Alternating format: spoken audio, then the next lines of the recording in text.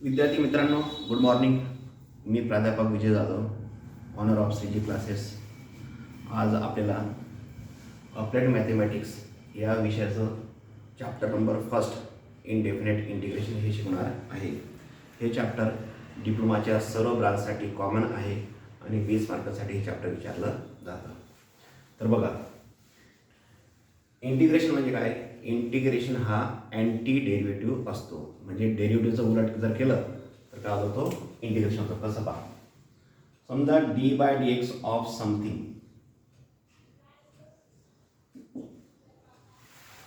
समजा ही इथं एखादी टर्म असेल, समजा जिचा डेरिव्हेटिव्ह निघत असेल. या टर्मचा डेरिव्हेटिव्ह जर हे येत असेल समथिंग, तर या समथिंगचं इंटिग्रेशन येईल ही टर्म. म्हणजे कसं? d/dx ऑफ x, चा डेरिव्हेटिव्ह किती आला? 1. म्हणून 1 साठी इंटिग्रेशन येईल x. याचा डेरिव्हेटिव्ह ही टर्म, म्हणून या टर्मचं इंटिग्रेशन घेईल. डेरिव्हेटिव्ह आणि इंटिग्रेशनमध्ये फरक लक्षात घ्या. डेरिव्हेटिव्हमध्ये d/dx, d/dy, d/dt, d/dz असं येऊ शकतं. तर इंटिग्रेशनमध्ये म्हणजे डेरिव्हेटिव्हमध्ये या दोन टर्म येतात, d/dx किंवा d/dy असं. तर इंटिग्रेशनमध्ये ही एक साईन आणि dx. इथं जर x असेल, ची टर्म असेल, तर इथं dx येणार. इथं जर समजा d/dy ऑफ समथिंग असेल, तर आपण इथं घेणार dy असेल तर इथं dy येईल. इथं dx असेल तिथं dx असेल. समजा इथं असेल d/dz ऑफ z, तर इकडे घेणार मी इंटिग्रेशनचं साईन आणि dz. Integration of 1 dz equal to हा z. ओके. म्हणजे या टर्मचा डेरिव्हेटिव्ह जर हे असेल तर याचं इंटिग्रेशन काय? हे. ओके. ही एक कन्सेप्ट लक्षात घ्या. आता आपण याचे फॉर्म्युले लिहून टाकू. तर बघा, मग सर्वात आधी घेणार मी पहिला formula, d/dx of constant number. Constant नंबरचा डेरिव्हेटिव्ह असतो 0, म्हणून नियमानुसार 0चं इंटिग्रेशन घेणार मी. काय घेणार? c. ला म्हणणार आपण आर्बिटरी कॉन्स्टंट. हा c का लिहितात सांगतो. d/dx ऑफ, समजा मी कॉन्स्टंट नंबर घेतला 5. चा डेरिव्हेटिव्ह येईल 0. समजा जर मी कॉन्स्टंट नंबर घेतला 7, चा पण डेरिव्हेटिव्ह येईल 0. कॉन्स्टंट नंबर घेतला समजा मी -10 या कॉन्स्टंट नंबरचा पण डेरिव्हेटिव्ह येईल 0. ओके. म्हणून नियमानुसार काय? याचं इंटिग्रेशन हे असतं. मग मी 0 घेणार. इथं तुम्ही dx घेऊ शकतात, कारण की इथं आपण x लावलाय बरं का, म्हणून इथं घेणार मी dx. पण dx साठी नंबर काय? हा 5. पण इथं 5 नाही घेणार, कारण की सर्व कॉन्स्टंट नंबरचे जे डेरिव्हेटिव्ह आहेत ते 0 येत आहे. म्हणून हा कॉन्स्टंट नंबर आपल्याला फिक्स माहीत नाही की तो 5 आहे, 7 आहे, -10 आहे का आणखी दुसरा नंबर आहे. आणि म्हणून मग इथं 5 न लिहिता लिहिणार मी c. हा c असतो कॉन्स्टंट ऑफ इंटिग्रेशन, किंवा याला म्हणणार आपण आर्बिट्ररी कॉन्स्टंट. त्याच्यासाठी हा आपण c घेत असतो. ओके. म्हणून इथं तुम्ही c बी लिहू शकता, किंवा इथं तुम्ही 0 सुद्धा लिहू शकता. याला तुम्ही असं सुद्धा लिहू शकता. ठीक आहे. परंतु आपण इथं c घेणार आहोत. दुसरा फॉर्म्युला, हा फॉर्म्युला तुम्हाला कदाचित काही पुस्तकात दिसणार नाही. दुसरा फॉर्म्युला, d/dx ऑफ x. चा डेरिव्हेटिव्ह असतो 1, म्हणून नियमानुसार या 1 साठी इंटिग्रेशन येईल x. आणि इथं करणार मी +c. काय केला मी प्लस सी. का केला प्लस सी ते पण सांगतो. समजा dy/dx ऑफ मी घेतला x+5 येणार मी x+5. तर याच्यासाठी डेरिव्हेटिव्ह काय येईल? x साठी याचा आपण असं करतो ना dy/dx of x dy/dx of 5. याच्यासाठी आला डेरिव्हेटिव्ह 1, याच्यासाठी किती आला 0. मग या 1 साठी x आला आणि हा 0 आहे. इथं 5 घेतला तरी पण 0 येईल. इथं जर मी 9 घेतला तरी पण 0 येईल. इथं मी 10 घेतला तरी पण 0 येईल. मग हे असं जर असेल म्हणून आपण घेतला 0, सॉरी सी घेतला. याला मी असे लिहू शकतो, याचा डेरिव्हेटिव्ह 1 आणि 0चा पुन्हा 0. म्हणजे इथं कोणती टर्म फिक्स आहे हे आपल्याला माहीत नसतं आणि कोणत्याही टर्ममध्ये आपण 0 ॲड करू शकतो, म्हणून हा प्लस सी लावला जातो. आणि हा जो प्लस सी आहे संपूर्ण इंटिग्रेशन काढल्यानंतर तो लावायचा असतो. तिसरा formula dy/dx of x n. n उतरला खाली, एक पॉवर होईल कमी. डेरिव्हेटिव्ह मध्ये ही जी टर्म असेल तिचा जो पण पॉवर असेल तो पॉवर उतरवा खाली, नंतर एक पॉवर करा कमी. म्हणून नियमानुसार काय होईल? n into x⁻n−1 dx. इथं dx काय घेतला मी? इथं dx सांगतो. इथं जर dy असता तर इथं घेतला असता मी dy. नियमानुसार काय हे असेल. परंतु इंटिग्रेशनमध्ये ही जी टर्म आहे n म्हणजे ही टर्म ती काय कॉन्स्टंट नंबर असेल, कोणतीही संख्या असू शकते. म्हणून हा जो कॉन्स्टंट असतो या इंटिग्रेशनमध्ये त्याला तिकडे पाठवा. मल्टिप्लायची टर्म इक्वलिटीच्या त्या साईडला जाताना ती डिवाइडला जाते. आणि आता लावा प्लस सी. ठीक आहे. म्हणजे 100च्या पॉवरला जी पण टर्म असेल इंटिग्रेशन घेताना त्याच्यामध्ये 1 मिळवायचा. याच्यात जर मी 1 मिळवला n-1 + 1 हे प्लस मायनस काय डिशून होईल. इथं उरला किती n. ओके. याच्यात 1 मिळवला तर हे n आलं म्हणून इथं लिहिला मी n. आणि जो वरती लिहिणार तीच टर्म लिहिणार मी इथं खाली.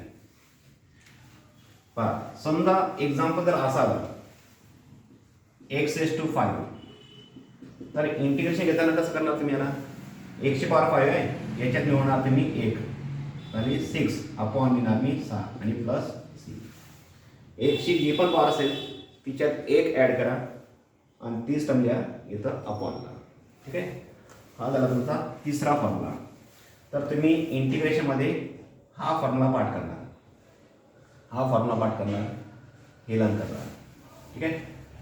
Formula number 4 dy/dx of log x. log x चा डेरिव्हेटिव्ह असतो 1/x. म्हणून 1/x dx साठी येणार log x. याचा डेरिव्हेटिव्ह हा, म्हणून याचं इंटिग्रेशन हे, याचं इंटिग्रेशन हे. इंटिग्रेशन घेताना ही साइन आणि हा dx या दोन टर्म आल्या पाहिजे. ठीक आहे. विद्यार्थी मित्रांनो, log x इथं बेसला जर काही दिसत नसेल तर इथं बेसला e असतो, हे लक्षात ठेवा.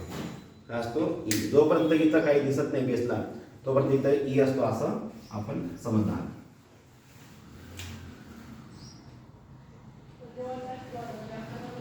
Formula number 5 dy/dx of a⁵x. a⁵x साठी इंटिग्रेशन असतो a⁵x into log of a. विद्यार्थी मित्रांनो, इथं a आहे कॉन्स्टंट नंबर, कोणताही नंबर असू शकतो, 2 3 4 5 काही असू द्या. त्याच्या पॉवरला जर x असेल तर डेरिव्हेटिव्ह घेताना आपण a⁵x into log of a करतो. म्हणून नियमानुसार a⁵x into log of a dx साठी घेणार मी a⁵x. परंतु इथं लॉग a जो दिसतोय हा लॉग a कॉन्स्टंट आहे. का बरं? याच्यात x ची टर्म नाही म्हणून. या लॉग a मध्ये x ची टर्म नसल्यामुळे तो झाला कॉन्स्टंट. मग हा कॉन्स्टंट आपण पाडणार तिकडं.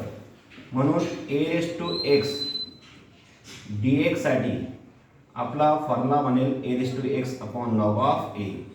हा लॉग a तिकडे गेल्यावरती मल्टिप्लायचा होतो डिवाइड. ओके. फॉर एक्झाम्पल पहा, समजा जर असं एक्झाम्पल आलं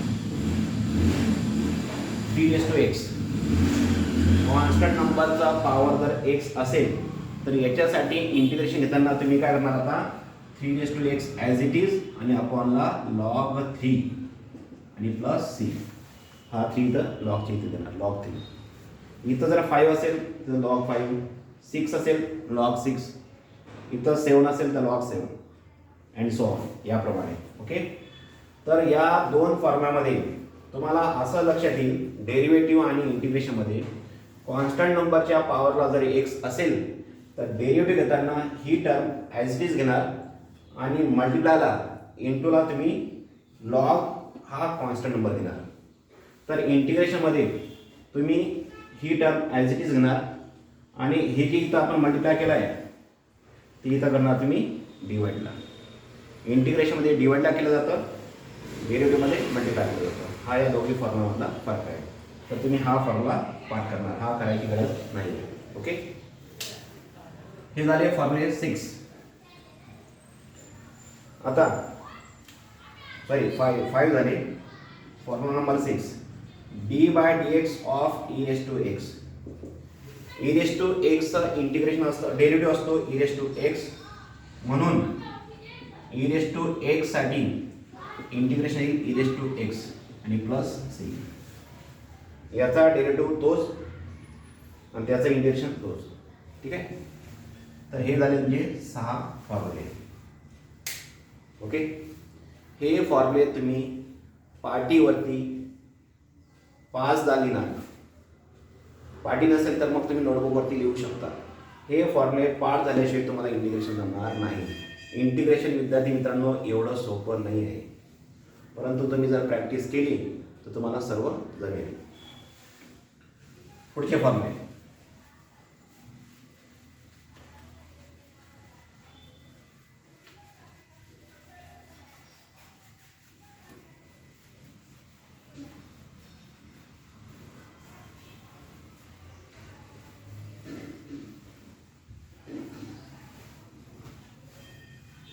हे झालेत आपले अल्जेब्रिकचे फॉर्म्युले. आता पाहणार आपण इंटिग्रेशनचे फॉर्म्युले, ट्रिग्नोमेट्रीचे फॉर्म्युले पाहणार आपण. d/dx of sin x. sin x चा डेरिव्हेटिव्ह असतो cos x म्हणून integration of cos x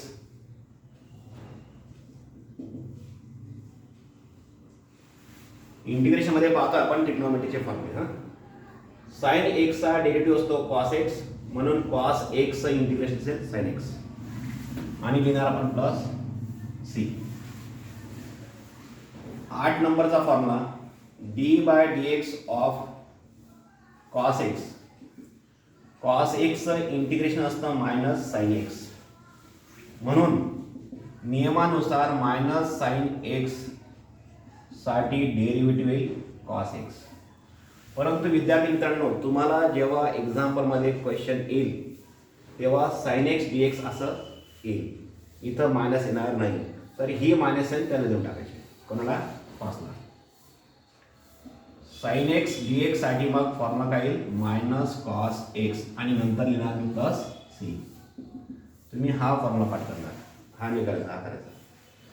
sin x चं इंटिग्रेशन मायनस cos x आणि cos x चं इंटिग्रेशन येईल sin x. मुलं याच्यामध्ये गडबड करतात. डेरिव्हेटिव्ह cos x चा मायनस असतो, साईनचा डेरिव्हेटिव्ह प्लस असतो. तर इंटिग्रेशनमध्ये उलटं होतं, कॉसचा डेरिव्हेटिव्ह कॉसचं इंटिग्रेशन प्लस असतं आणि साईनचं इंटिग्रेशन मायनस असतं. Formula number 9 d/dx of tan x. tan x चा डेरिव्हेटिव्ह असतो sec स्क्वेअर x म्हणून sec स्क्वेअर x चं इंटिग्रेशन येईल tan x आणि plus c. d/dx of cot x. cot x चा डेरिव्हेटिव्ह असतो मायनस cosec स्क्वेअर x म्हणून नियमानुसार मायनस कोसेक स्क्वेअर एक्सचं इंटिग्रेशन येईल कॉट एक्स, परंतु कोसेक स्क्वेअर एक्सचं इंटिग्रेशन विचारू शकतात, मायनसचं नाही विचारणार, तर ही मायनस देणार आपण त्या साईडला. म्हणून कोसेक स्क्वेअर एक्स डी एक्ससाठी फॉर्म्युला येईल मायनस कॉट एक्स आणि प्लस सी. 11 नंबरचा formula d by d x of sec x into tan x. सेक एक्सचा डेरिव्हेटिव्ह असतो sec x into tan x, म्हणून sec x into tan x साठी formula येईल सेक एक्स प्लस सी. हा formula तुम्ही लर्न करायचा. 12 नंबरचा formula d by d x of cosec x, याचा डेरिव्हेटिव्ह येईल minus cosec x into cot x, म्हणून नियमानुसार minus cosec x cot x d x साठी इंटिग्रेशन येईल कोसेक एक्स. विद्यार्थी मित्रांनो, जेव्हा जेव्हा इंटिग्रेशनमध्ये इथं मायनस एन असेल तर ही मायनस एन टाकून द्यायची त्या साईडला. म्हणून cosec x cot x d x साठी फॉर्म्युला बनेल मायनस कोसेक एक्स, इथं डी एक्स येणार नाही आणि प्लस सी. ठीक आहे. तर 1 2 3 4 5 6 हे 6 फॉर्म्युले इकडं डेरिव्हेटिव्हचे आहे, तिकडं इंटिग्रेशनचे आहे. डेरिव्हेटिव्हमध्ये मायनस साईन कन्फ्यूज होऊ नये म्हणून जे डेरिव्हेटिव्हचे फॉर्म्युले सीने सुरू होतात त्यांचा आन्सर मायनस येत आहे, त्यांचा आन्सर काय येत आहे मायनस येत आहे. बाकीच्यांचा आन्सर काय येत आहे प्लस येत आहे डेरिव्हेटिव्हमध्ये. हां, इंटिग्रेशनमध्ये याचं फक्त उलटा करायचं. जे जे मायनस आहे ना, म्हणजे जे मायनसमध्ये डेरिव्हेटिव्ह आहे त्यांचं इंटिग्रेशन जे येत आहे, हे पहा, हे मायनस होतं, याचं इंटिग्रेशन मायनस आलं. हे मायनसमध्ये होतं, याचं इंटिग्रेशन मायनसमध्ये आलं. हे मायनस होतं, याचं इंटिग्रेशन मायनसमध्ये आलं. ठीक आहे, असं लक्षात ठेवायचं. ओके, हे फॉर्म्युले पाठवायला पाहिजे. पुढचे फॉर्म्युले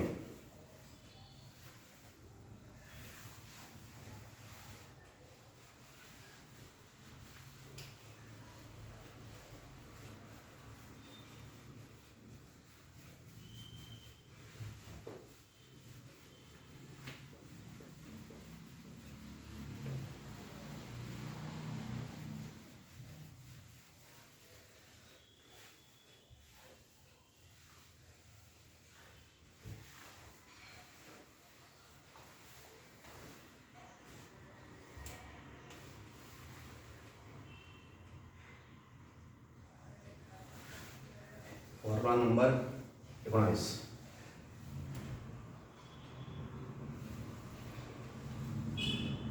वाटतं. आता इनवर्स डेरिव्हेटिव्हचे फॉर्म्युले, इनवर्स ट्रिग्नोमेट्रीचे फॉर्म्युले डेरिव्हेटिव्हमध्ये d by d x of sine inverse x.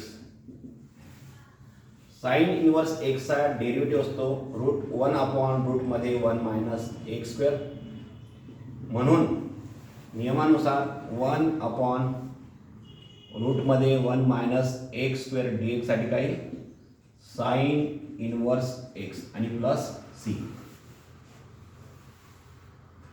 19 number d by d x of cos inverse x. Sorry 12 formula झाले त्या, 6 आणि 6 12, हे 13 नंबरचे बेटा.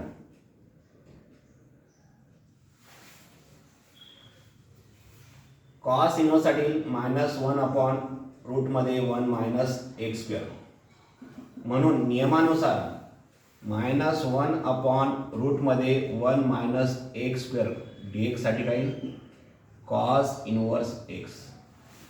परंतु मी तुम्हाला आधीच बोललो आहे, इंटिग्रेशनमध्ये जर इथं मायनस एन असेल तर ही मायनस एन देऊन टाका त्याला.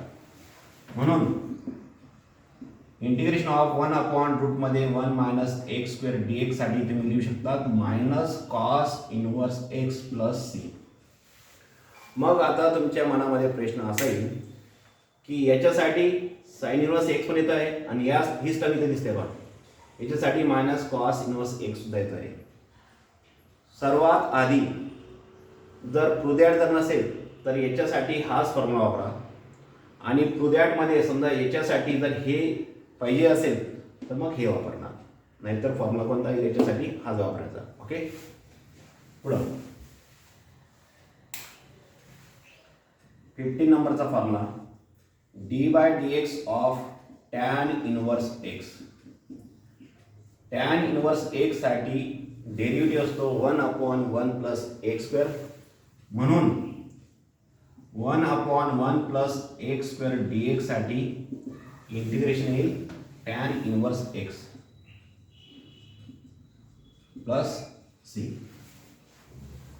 16 नंबरचा formula d by d x of cot inverse x minus 1 upon 1 plus x square. Therefore, integration of minus 1 upon 1 plus x square dx equal to cot inverse x. परंतु पुन्हा सांगितलं मी तुम्हाला, इकडं मायनस असेल त्याला तिकडं टाकून द्या. Therefore 1 upon 1 plus x square dx minus cos inverse x plus c. Okay, next 70 नंबरचा formula d by dx of sec inverse x. याच्यासाठी फॉर्म्युला आहे 1 अपॉन एक्स रूटमध्ये एक्स स्क्वेअर मायनस 1, म्हणून 1 अपॉन एक्स रूटमध्ये एक्स स्क्वेअर मायनस 1 डी एक्ससाठी येणार formula इंटिग्रेशनमध्ये sec inverse x plus c. 80 नंबरचा formula d by d x of cosec inverse x. Cosec inverse x साठी मायनस 1 अपॉन एक्स रूटमध्ये x square minus 1, म्हणून minus 1 upon x रूटमध्ये x square minus 1 d x साठी काय येईल cosec inverse x plus plus ने अजून हे जे मायनस आहे ना आपण हे त्याला देऊन टाकू, म्हणून याला आपण असं लिहू शकतो 1 अपॉन एक्स रूटमध्ये x square minus 1 d x साठी minus cosec inverse x plus c. हा फॉर्म्युला तुम्ही करणार पाठ, हा फॉर्म्युला करणार पाठ, याच्यामध्ये हा फॉर्म्युला पाठ करणार. ठीक आहे, या इनवर्समध्ये पण पहा सीने जे सुरू होत आहे डेरिव्हेटिव्हमध्ये त्याचा आन्सर मायनस, सीने जे सुरू होत आहे त्याचा आन्सर मायनस, सीने स्टार्टिंग आन्सर मायनस. ठीक आहे, तर इंटिग्रेशनमध्ये जे मायनस डेरिव्हेटिव्ह होता त्याचा आन्सर जे येत आहे ते मायनस येत होता. याचं जे आन्सर आलं ते मायनस आलं, याचं जे आन्सर आलं ते मायनस आलं, याचं जे आन्सर आलं ते मायनस आलं. ठीक आहे, तर विद्यार्थी मित्रांनो हे दोघे फॉर्म्युले सेम दिसत आहे. हे आधी वापरायचं, याची गरज असेल तर वापरा, प्रुदॅट असेल तर, किंवा तुम्ही हे ना वापरता हे घेतलं तरी पण चालेल, परंतु 99% हेच वापरलं जातं. नंतर या दोघांमध्ये पण हे वापरायचं, हे शक्यतो मी वापरायचं नाही. गरज असेल प्रुदॅट जर आलं याच्यात जर ह्याची गरज असेल तर हे वापरा, पुन्हा या दोघांमध्ये हेच वापरायचं. ठीक आहे, तर हे झाले तुमचे 18 फॉर्म्युले डेरिव्हेटिव्हच्या बेसवरती.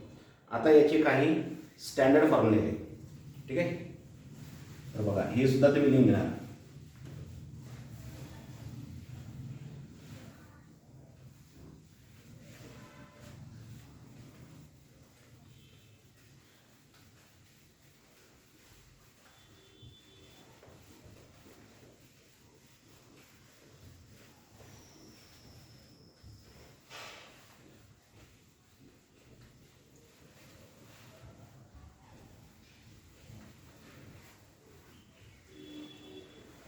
तर बघा काही आपण पाहू स्टँडर्ड फॉर्म्युलाज.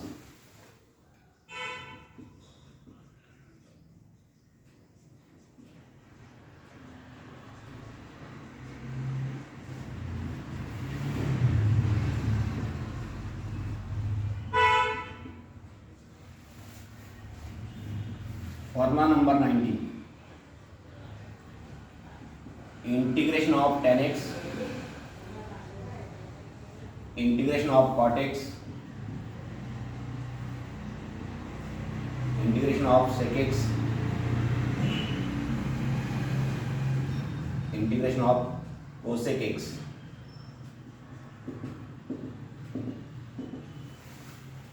याचे डायरेक्ट फॉर्म्युले द्यायचे. पहा tan x जर असेल विद्यार्थी मित्रांनो तर log of sec x plus c मॉडमध्ये घेऊ. हे मॉडेल असं सांगितलं. कॉट जर असेल तर log of sine x plus c. Sec जर असेल तर log of sec x plus tan x plus c. आणि कोसेक जर असेल तर log of cosec x minus cot x plus c. ठीक आहे. आता पुढचे काय फॉर्म्युले. इंटिग्रेशन ऑफ 1 अपॉन रूटमध्ये एक्स स्क्वेअर मायनस प्लसचं घालणे.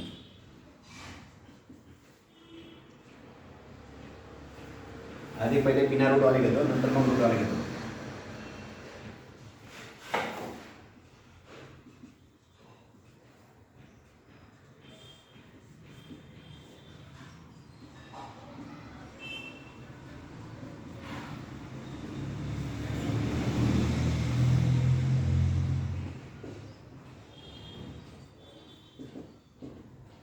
नीट बघा. 1 upon x square plus a square इथं रूट नाही आहे बरं का खाली.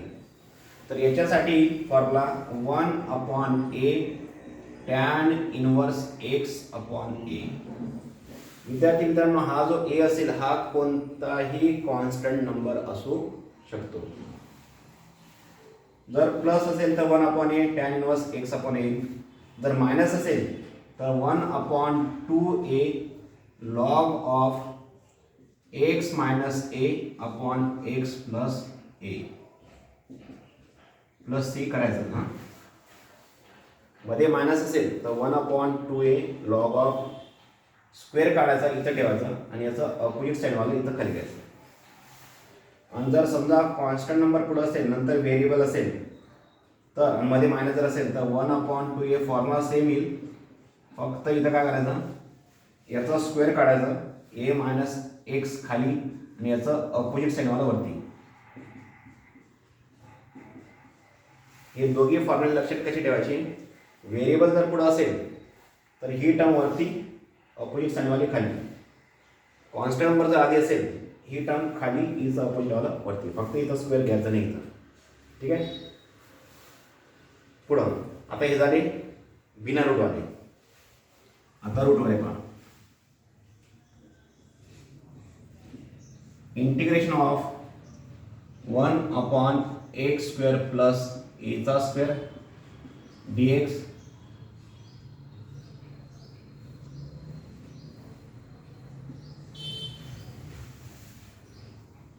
हा फॉर्म्युला इकडं बसणार नाही त्याच्यामुळे मी हे पुसतो आणि इथे लिहितो. तुम्ही व्हिडिओच्या बाहेर चालले ते.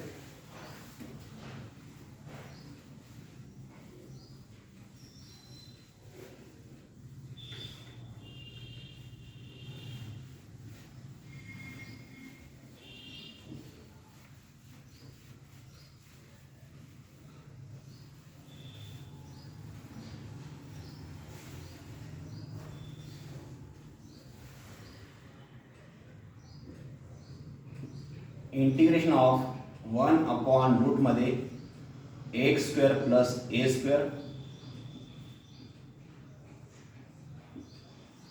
रूटमध्ये एक्सचा स्क्वेअर मायनस एचा square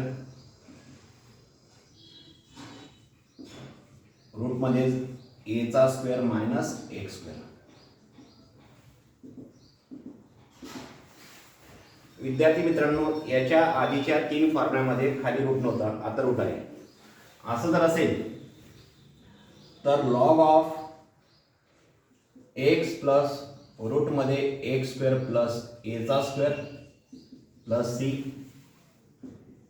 log of x plus रूटमध्ये x square minus a square plus c, log of x plus रूटमध्ये इथं जर आधी कॉन्स्टंट नंबर जर असेल, आधी व्हेरिएबल नंतर कॉन्स्टंट नंबर जर असेल तर लॉग लॉग येईल.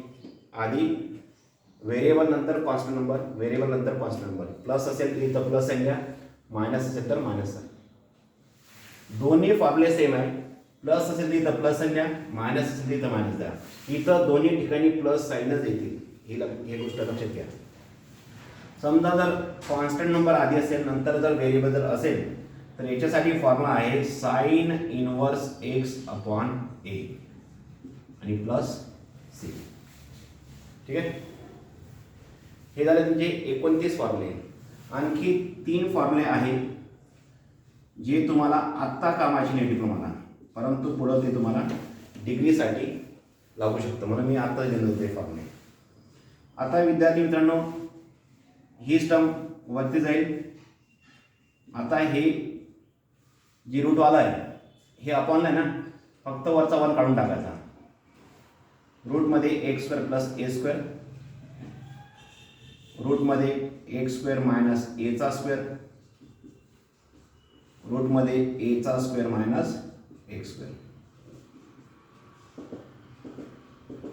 ठीक आहे, बघा विद्यार्थी मित्रांनो, इंटिग्रेशनमध्ये जेव्हा रूटमध्ये व्हेरिएबल आणि कॉन्स्टंट नंबर इथं स्क्वेअर असतो, मध्ये प्लस साइन असेल किंवा मायनस असेल, किंवा आधी कॉन्स्टंट नंबर असेल नंतर व्हेरिएबल जर असेल, तर या फॉर्म्युल्यासाठी हे अपॉन नसतील बरं का. इथं हे अपॉन नव्हते, याच्यात अपॉन नाही, हे डायरेक्ट न्यूमरेटरमध्ये आहे. यांच्या अपॉनला काय असतो, 1 असतो, तो लिहिण्याची गरज नसते. असं जर असेल तर x by two x by two x by two same. ही जी टर्म दिसते ती इथं जशीच्या तशी नाही.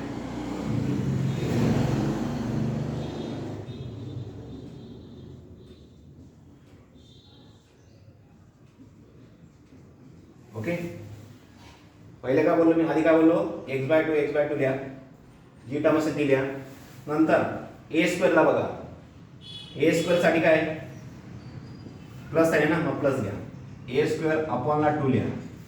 इथं ए स्क्वेअरची इथं काय साईन आहे, मायनस, मायनस ए स्क्वेअर अपॉनला 2 लिहा. ए स्क्वेअरच्या आधी काय काहीच साईन आहे, म्हणजे प्लस साईन असते, प्लस ए स्क्वेअर अपॉन 2 लिहा. दिलं एवढं. नंतर आता हे जर अपॉनला जर नसेल तर इथं हे अपॉनमध्ये काय आहे, याचा आन्सर पहा. याचा आन्सर अपॉनला असताना काय, हे जे असेल ना ती इथं लिहून टाका.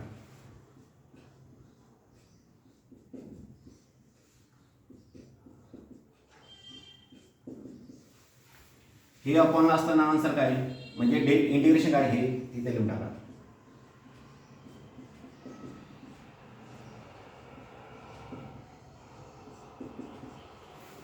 हे अपॉनला असताना काय, जे असेल ते लिहून टाकायचं. तर अशा प्रकारे ट्रिक्स वापरून तुम्ही हा भला मोठा फॉर्म्युला तुम्ही लर्न करू शकता. ठीक आहे, अशा प्रकारे विद्यार्थी मित्रांनो, हे 32 फॉर्म्युले इंटिग्रेशनचे तुमचे तोंडी पाठ व्हायला पाहिजे. हे फॉर्म्युले येतील तरच तुम्हाला इनडेफिनेट इंटिग्रेशन आणि पुढचं जे चॅप्टर असेल डेफिनेट इंटिग्रेशन, हे 20 मार्कांसाठी आहे आणि पुढचं चॅप्टर 12 मार्कांसाठी आहे. 32 मार्काचा इंटिग्रेशन तुम्हाला जमेल. इंटिग्रेशन सोपं नाही आहे, परंतु तुम्ही जर माझ्यानुसार अभ्यास जर केला, जेवढं शिकलं तेवढं जर रोज तुम्ही नीट समजून घेतलं आणि पाटी पेन्सिलवरती जर प्रॅक्टिस केली, तर तुम्हाला इंटिग्रेशनचे सर्व एक्झाम्पल जमतील, 100% जमतील. मी जितके एक्झाम्पल घेईन, जेवढं मी शिकवेल, फक्त तेवढंच करा. कोणतंही पुस्तक घेण्याची काहीच गरज नाही. फक्त नोटबुक वापरा, नोटबुकमध्ये हे नीट लिहून घ्या आणि तेवढं जरी केलं तरी पण इंटिग्रेशन तुम्हाला जमेल. त्याचा पुढचा चॅप्टर असेल इंटिग्रेशन जर जमलं तर तुम्हाला डिफरन्शियल इक्वेशन जमेल, जे डिप्लोमाच्या M2चं ते 3रं चॅप्टर आहे. 12 मार्कांसाठीचं.